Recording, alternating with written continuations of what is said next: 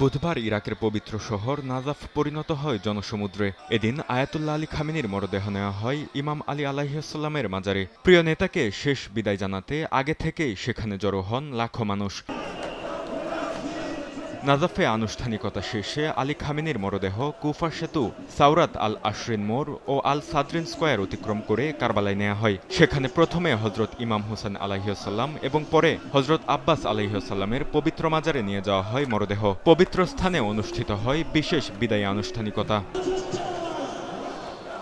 শোকযাত্রার পুরো পথ জুড়ে স্থাপন করা হয় শোকতাবু। কারবালার প্রধান সড়ক, চত্বর ও গুরুত্বপূর্ণ স্থানগুলো কালো পতাকায় ছেয়ে যায়। ধর্মীয় শোকগাথা, দোয়া ও বিদায় অনুষ্ঠানের মধ্য দিয়ে শেষ বিদায় জানান অংশগ্রহণকারীরা।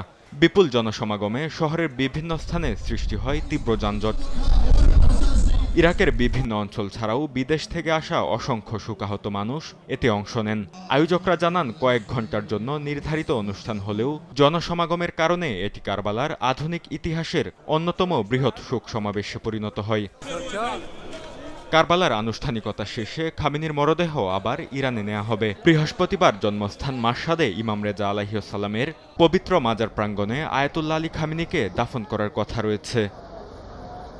বরকতুল্লাহ, সময় সংবাদ।